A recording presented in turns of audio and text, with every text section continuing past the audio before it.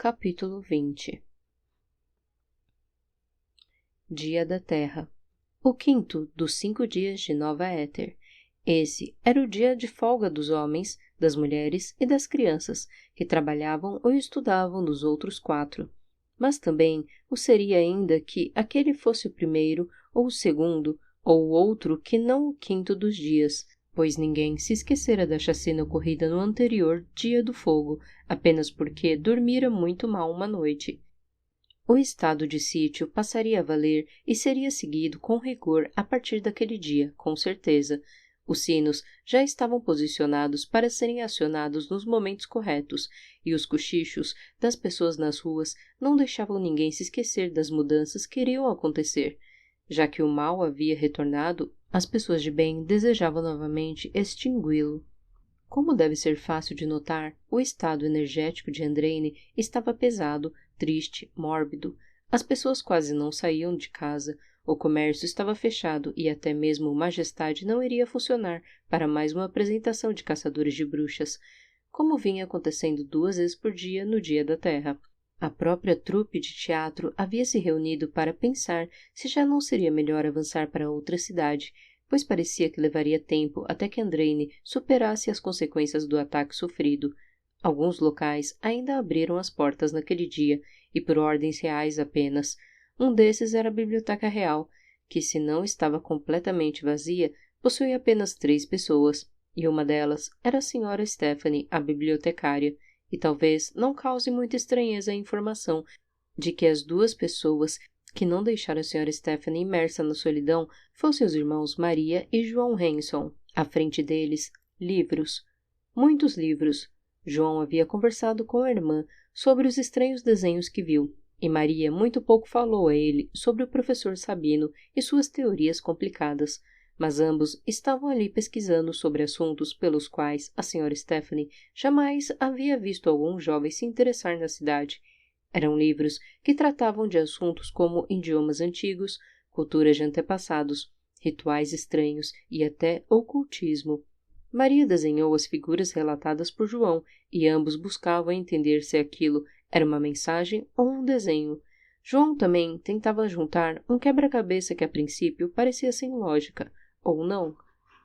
Não tem nada parecido no alfabeto vanoniano, idioma falado pelos homens na época em que a região onde hoje se localiza Carabás era conhecida apenas como Vanon, disse Maria fechando um pesado, velho e empoeirado livro.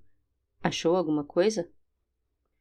Não, mas ainda acho que aquilo era um desenho, um tipo de pichação, sabe?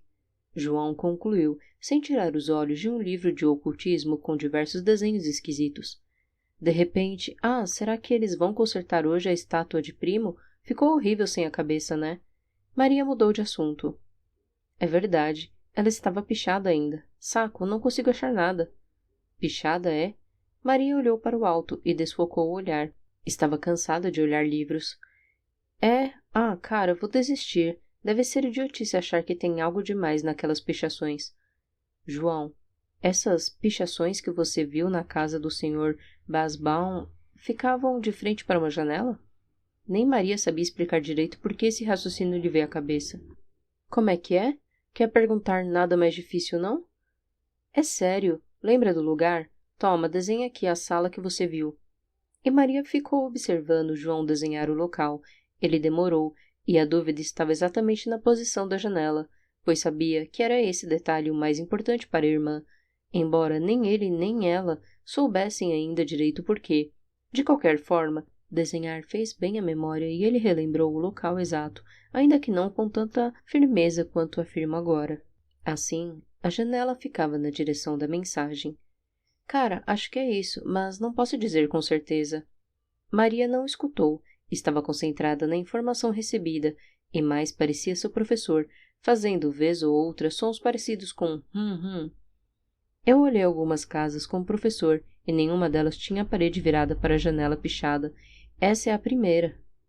Mas qual a diferença de estar ou não virada para a janela? Ora, João, raciocine. Maria foi mais rápida, mas estava tão concentrada no que quer que estivesse desejando concluir que nem notou.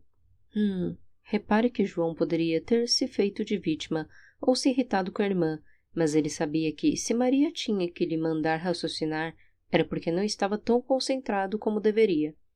Então você está achando que essas mensagens eram um aviso a alguém? Por isso ficavam de frente para a janela? Exatamente. Maria sorriu satisfeita. Era isso que o professor procurava. E como vamos ter certeza disso, Maria? Nós vamos lá, agora. Capítulo 21. Boris, o corcel, freou no impulso. Já pacato, o mamute, que vinha atrás, teve mais tempo de se preparar para a parada inesperada. A águia-dragão apenas bailou um pouco em seu salão de nitrogênio e desceu ao solo, como poucas vezes Tuane fazia. Quando Muralha conseguiu descer do dorso da montaria, a Axel já estava socorrendo a pobre senhora no chão de terra. Muralha, água, rápido! E para um troll, que costuma ser mais pesado do que rápido, Muralha agiu com rapidez. A Axel deu de beber à senhora com cautela e molhou o rosto idoso e febril, típico de quem estava lá, horas sem comer e principalmente beber alguma coisa. Pouco a pouco, ela voltou a falar, especialmente após comer uma das maçãs doces recolhidas por eles no caminho. Obrigada, meu filho, ela disse, sem reconhecer o príncipe. Fui atacada por monstros assaltantes, que levaram meu burro e minha carroça. Eu não tinha dinheiro, e eles levaram minhas ervas. Meu criador, minhas ervas. A frase não foi dita nessa rapidez. Gastaríamos bem mais tempo de narrativa se a reproduzíssemos na velocidade original. Senhora, meu nome é a Axel Terra Branford, e vejo que a senhora precisa de cuidados médicos que não posso oferecer aqui. A senhora não pareceu reconhecer o príncipe, mesmo quando lhe disse seu nome. Estamos a caminho de Metropolitan, e lá a senhora poderia receber cuidados de que necessita. Também lá posso procurar a autoridade local e tentar encontrar os homens que lhe fizeram tal covardia. Gostaria de seguir viagem conosco?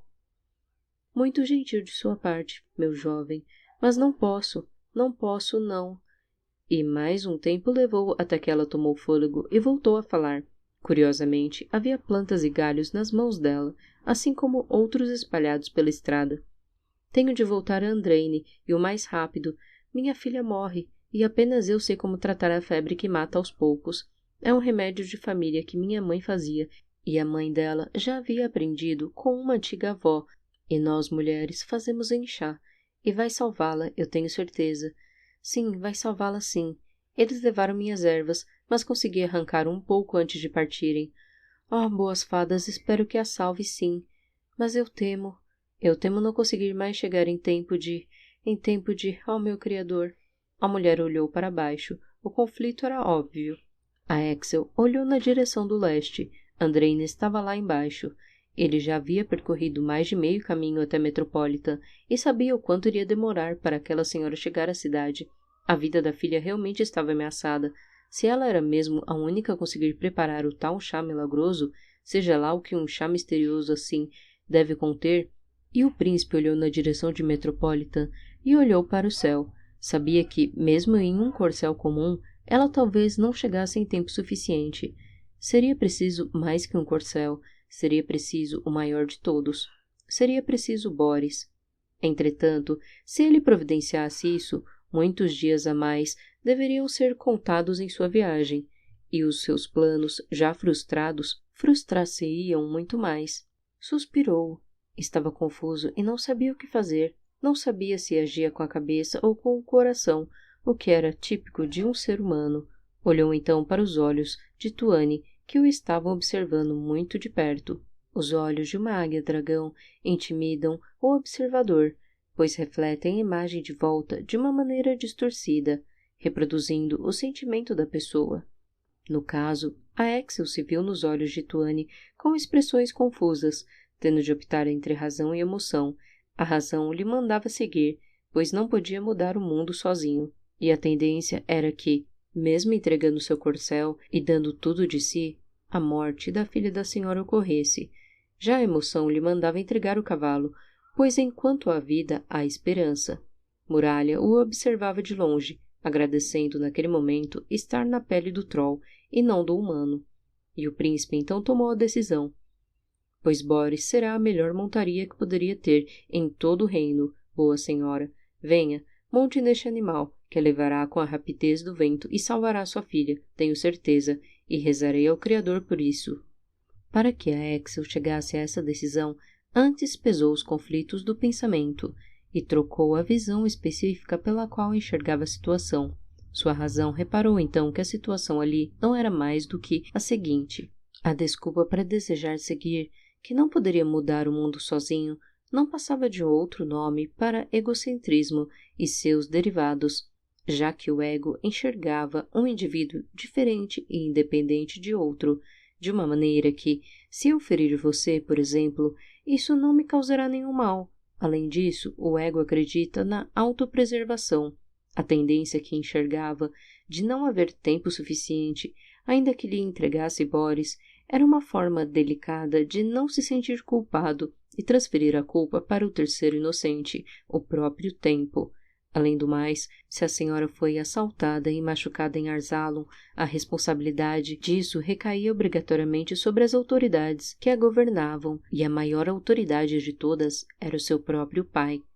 O mínimo que poderia fazer era entregar seu corcel e salvar a vida da jovem que a esperava. Era sua obrigação. Enquanto houvesse vida, haveria esperança, sim. E assim foi feito. Muralha baixou a cabeça, concordando com o ato de grandeza, mas também sabendo que aquilo diminuiria não apenas o tempo de viagem de ambos, como também as provisões e a água, pois não seria aconselhável prender mais coisas em Pacato, já que teria a Axel como peso extra. Antes que parta, senhora, me diga como eram os homens que lhe fizeram mal. Perguntou a princípio. Não eram homens, meu jovem. Eram humanoides. Tinham a pele cor de anil e a face de porco ou javali, se não me engano. Sei que me davam medo, e eram 3, seguiram em direção à Metropolitan, acho. Então siga boa viagem e dê lembranças à sua filha. Tenho certeza de que tudo acabará bem, disse a Axel, colocando o corcel a correr. Orcos, imprudentes como sempre, como podem assaltar alguém bem no meio de Denins? Vamos, com sorte, ainda os encontramos. Muralha achou graça do comentário e se posicionou tomando as rédeas do mamute, e logo, enquanto a senhora estava a galope na direção de Andraine, o príncipe estava montado no dorso do mesmo animal que seu guarda-costas, pensando em alguma forma de amenizar as consequências daquele imprevisto. Como faz para tomar suas decisões importantes? Perguntou Muralha, enquanto guiava Pacato. Fazendo sempre o que acredito ser o certo. E como consegue não tremer na decisão, mesmo sabendo que o certo irá prejudicá-lo momentaneamente?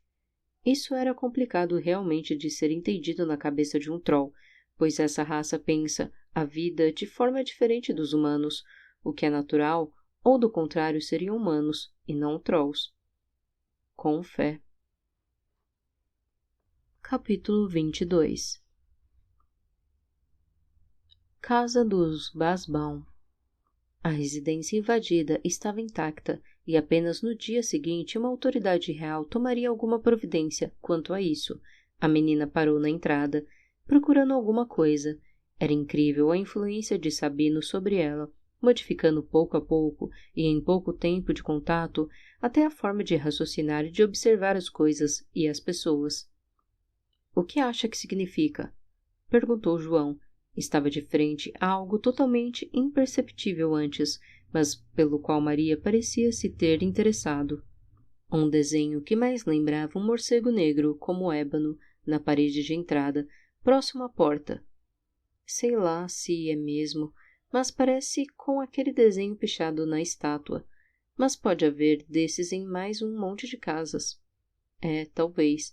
João deu de ombros e seguiu para dentro do casebre, e ambos entraram no local. Logo, Maria observou com cuidado os desenhos descritos pelo irmão, que ainda estavam nas paredes e em vermelho sangue, bastante legíveis. João, é aqui. É aqui o quê? Esta casa. Aqueles homens estavam atrás de alguma coisa que conseguiram nesta casa, e esses desenhos na direção da janela são para informar isso a alguém que olhe de fora. Ao menos eu acho.